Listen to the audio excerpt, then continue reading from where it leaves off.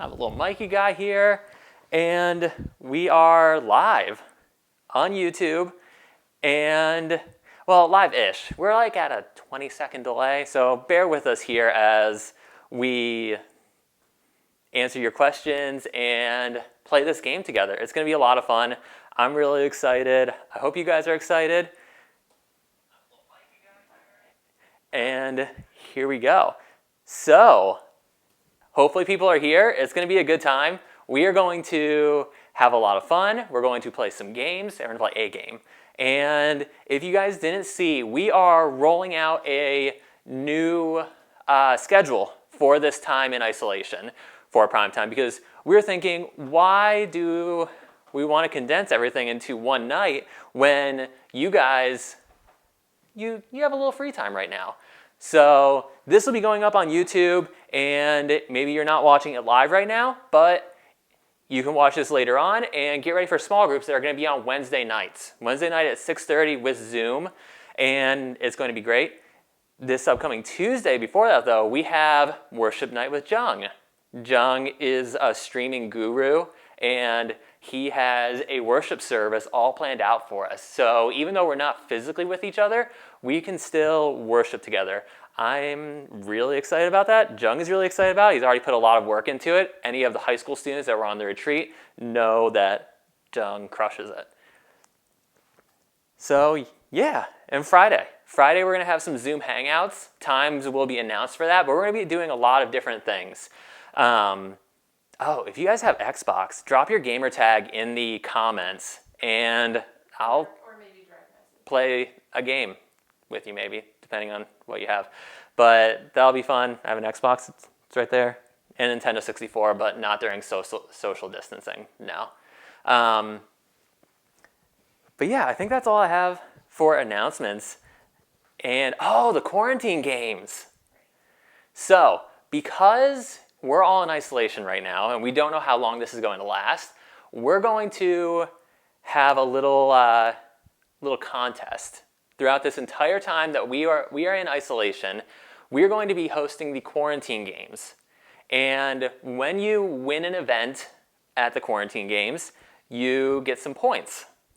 Those points will be cumulative. So once we're all back together out of this isolation, then you will win some awesome prize that I don't know what it is yet, but it's going to be great. We'll give prizes for first, second, and third. I want to throw out some other things, like maybe honorable mention prizes. So maybe what the longest streak is. I don't know. I'm old, so I don't know, but I hear you guys are super into streaks right now. So longest streak for maybe showing up to all the Primetime events. Maybe it's Sunday night, Tuesday night, small groups, Zoom Hangouts, any other random events that we do. So longest streak at the end of this gets a prize too. It's going to be a lot of fun, and we'll come up with some prizes, we'll play some games, and that leads me into actually what our game is going to be right now. So we're going to play a game with anybody that is online right now, whether you're on YouTube or even Instagram, and we're playing First to 10, but the quarantine edition. Right here, see? Even have a screen, look at that. So First to 10 quarantine edition. The way this is going to work is there's going to be something that pops up on the screen at random, and if this has happened to you or you have done this while you've been in isolation, I want you just to mark down 1 in the live chat. So that's how you're going to keep track. You're going to count up 1, 2, 3, 4, and so on if you can count to 10, and first person to get to 10 wins this game, and you are on your way to winning the quarantine game. Relative ask what you've been up to. That's 1 for me. Remember, mark in the comments 1 if you have had this happen to you so far. Cool. Next one up.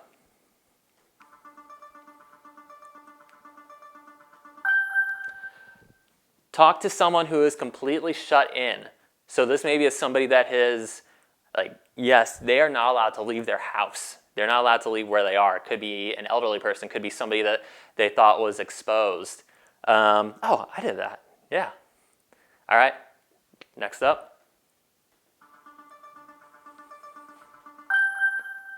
fought with a parent or sibling. I'm guessing anybody that, actually probably most of you have had this happen so far. I have not, so I don't get to add another number or finger there. But next up, watch the news. I'm guessing any of the adults that are watching probably would have attested to this, but right now, while everything is going crazy, you might have watched the news. I'm on 3 at the moment, 3 out of 4.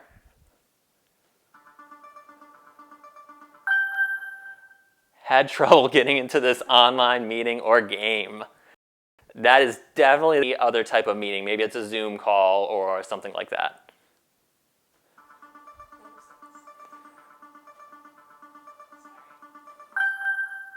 Sang a song at the top of your lungs.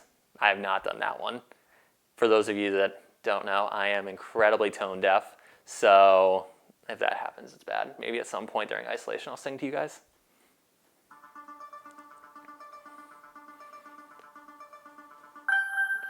Done no exercise. I have exercised, so that one, that's a good thing. I hope you guys are exercising. Be active, exercise, do things while you're in isolation. Next up. Anybody at a particularly high number? Ran out of power on a device. Yes. Like 3 or 4 things in a night, probably. I'm at 5. I don't even know how many questions we've had. What are the? I think that's 7. 7 or 8. All right, next one. What's anybody? I wonder what anybody's up to. Scrolled through over an hour of memes. That has not happened to me, but I am going to go out on a limb and say that some of you that has happened to. At this moment, Maddie is at 7, but there are 20 seconds behind. All right. Oh, we're going to skip that one. We already did that one. Been to church online as a family. That's a good one. Oh, that's a good one. Yeah. All right. Watch the complete speech of a world leader. I have not watched a complete speech, no. I have watched portions of speeches, usually because I don't know when they're actually happening. I'm going to look at the screen here and see what everybody's at. We have a couple at 7. Oh, Maddie's at 8. That was Maddie's at 8. A family. Oh, John. The 20-second delay is getting me. Michael Joy at 8. Bethany at 8. Maddie at 9. Joel at 8. Oh, here we go. All right. Is this the winner for Maddie? Because that's the world leader. And Joel. Joel's at 9. Oh, Joel's at 9. Okay, here we go. All right. They're all going to live in 20 seconds of suspense.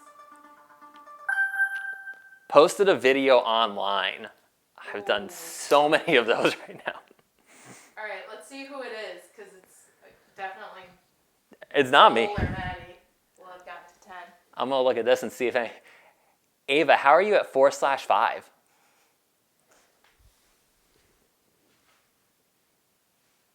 Did you warn them there's a 20-second delay? I think so. There's a delay, so bear with us a little bit. We're waiting for the comments to come in. Maddie won! Maddie with the win. Or as the kids say, the dub.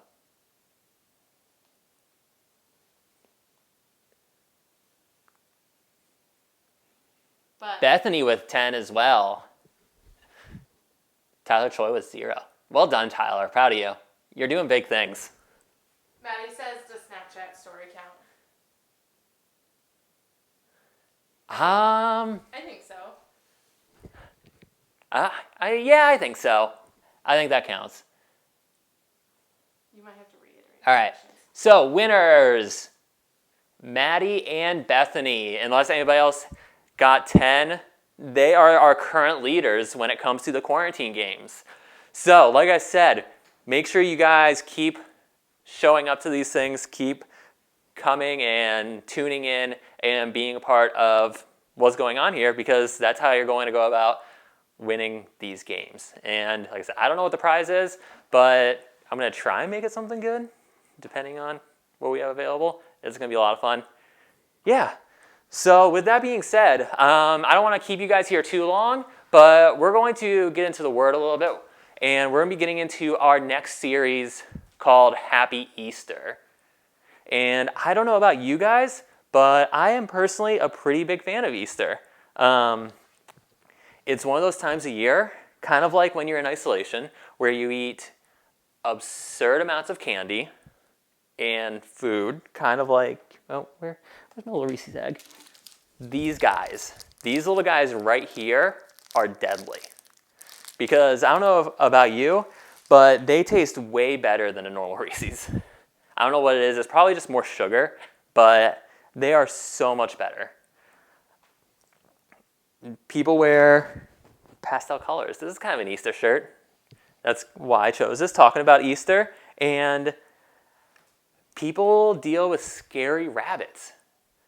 I don't know, you guys have probably seen some of the creepiest pictures of bunny rabbits, like people in bunny rabbit costumes out there, but I find those wildly interesting and also terrifying. But they're great. People taking their kid to be traumatized by a terrified Easter bunny is exactly how I want to spend a family holiday. But one of the things about that terrifying Easter bunny is usually there is a component of fear that's involved. And I love this message right now because it's getting us at a very timely moment where fear is overarching in everything that we're doing right now. Everybody's experiencing fear in some type of capacity. And as you guys are experiencing this, Easter is supposed to be one of the most joyful times of the year. It is that time that, I'm just going to get a brief rundown. Jesus came, lived a perfect life, died so that you could be forgiven, and then rose again.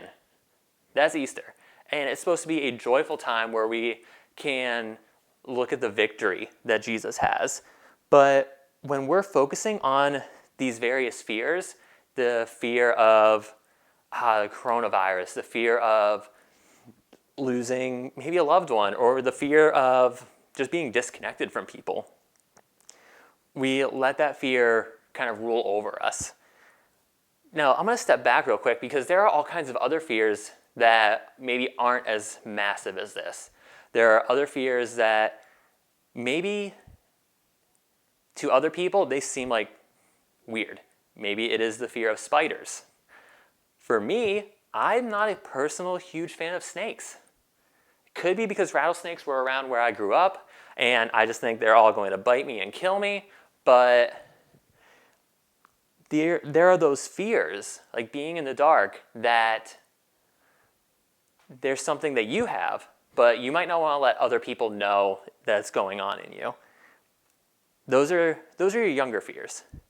But then as you get older, there are fears that become a little bit different.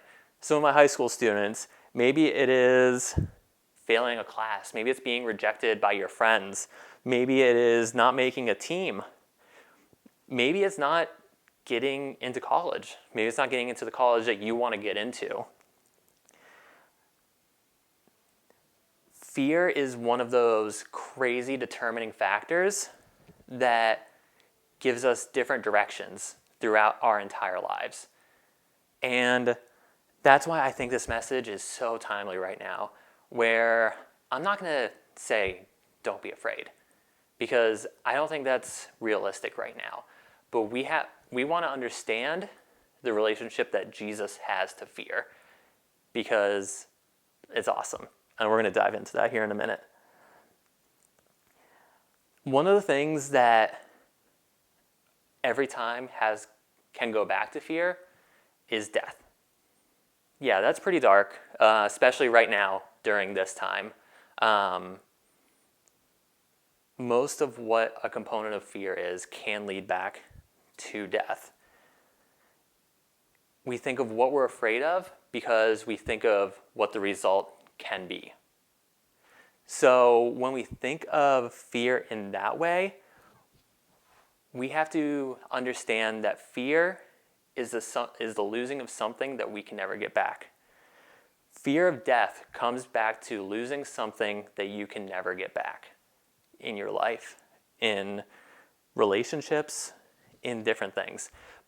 So as we head into this Easter season, which we're going to be talking about Easter for 3 weeks. And because we're not meeting on a Sunday night, there will probably actually be a Sunday night message somewhere during Easter. But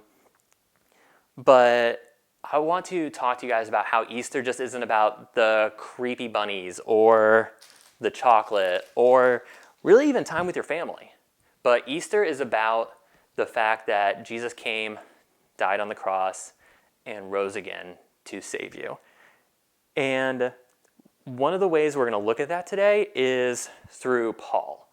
Paul was not a good person. Paul was not a good guy. Paul murdered Christians. Paul went about living his life in a way where he was trying to instill fear in Christians, in followers of Christ. But Paul had such an incredible experience where he turned away from that. Paul did this incredible 180 where he turned away from his old life and chose to follow Christ. And what we have a lot in our New Testament is letters from Paul to different churches. And that's what we're looking at today. We're looking at just a brief portion of Paul's letter to the Corinthian church. And he talks about that death that is a huge component of fear. So in 1 Corinthians 15, 54 through 55, death is swallowed up in victory. O death, where is your sting? O death, where is your sting? So Paul is a person that knew what happened with Jesus. Paul knew that Jesus rose from the dead, and he knew that Jesus overcame death. And it's almost like Paul is here taunting death. Paul is taunting the fact that death had no victory over Christ. And it's incredible. Jesus hung on a cross. He was placed in a tomb. It seemed that humanity's greatest fear had come true. That when Jesus died, death won. But 3 days later, Jesus comes back. And this is why Paul knows that he doesn't have to live in fear. Because when it comes down to it, Easter means that fear isn't final. I'm going to say that again for you guys, because I want you to remember that. I want you to remember that statement, that Easter means that fear isn't final. Easter is coming up on us in 2 weeks. And we'll be celebrating the resurrection of Jesus virtually, which is crazy. But when we think about the victory that Jesus had, we have to remember that he overcame death. He overcame the grave. And if Jesus can overcome that, what fears in your life can you overcome as well? What fears in your life do you need Jesus to help you overcome? Maybe right now, it is what we're going through. It is this terrifying virus that the world is up against. Maybe it is your fear of the dark. Maybe it is your fear of not fitting in. Maybe it's your fear of failure. Fear is only powerful when it can convince you that it's final. With the victory of Jesus, we saw the most outlandishly incredible thing that has ever happened in somebody being dead for 3 days, defeating the grave, rising from the dead because he loves you. In Romans 8, verse 11, it said, "The Spirit of God who raised Jesus from the dead lives in you." If that Spirit of God that died, rose again, that has that incredible power, if that lives in you, then what can you overcome? What power do you have in you to overcome the fears that are holding you down, that are keeping you away from what God has for you? Maybe it's fears holding you back in your relationships. Maybe it's holding you back in your relationship with Christ. Maybe it's holding you back in your relationship with your parents. Going to college. There are all kinds of things that fear can hold you back from. But if you take that step forward, with the power of Christ in you, to overcome those fears, maybe you can take a step to confronting those. Like maybe forgiving somebody else. Maybe it's apologizing to somebody. Maybe it is so much so as seeking help for something. It could be something going on in your mind that you just can't break. Maybe depression, anxiety. There are all kinds of things that fear controls in your life. And Easter, no matter where you're at, no matter if you are watching this right now and you would say, I'm not a Christian, Easter can be that incredible step, because that is when the most incredible thing, and I'm not being outrageous here, I truly believe this is the most incredible thing that has happened on the face of this earth. That Jesus rose from the dead because he loves you. If Jesus can handle that, if Jesus can mean that in your life, then I want to encourage you guys to think about what fears you need to confront. What fears do you need to face in maybe tonight, in the next coming weeks? There's all kinds of fears that you can face online. I want to encourage you guys to think about those fears. Think about what Easter can mean to you, because it's going to be an incredible time. These messages on Easter are going to be very impactful during this time period. I'm excited about looking at this. Easter is one of my favorite holidays. I love everything about it, from Good Friday and mourning the death of Christ to the celebration of Jesus and resurrection. So I just want to end our time in prayer, and then I want to thank you guys for joining us, and we'll get ready for small groups and Tuesday. Let's pray. Heavenly Father, I thank you so much for everybody that tuned in tonight, and then everybody who might be watching this tomorrow or the next day or whenever this could be watched, God. But I pray for each and every person here that they think of what fears are holding them back. Think of what fears that you want them to confront with the power that you give them, God. I pray for them that they can confront these fears. I pray that when they go into small groups on Wednesday, that they are open to discussing these fears with other people, and that we as a community can build together. In your name we pray. Amen. Guys, thank you. Thank you for being here tonight. I look forward to not being on the camera on Tuesday because I can't sing, but Jung can.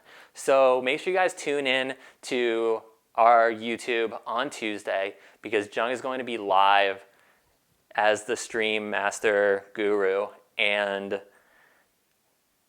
bringing worship to your homes. And we're going to worship together because worship is good and we love God.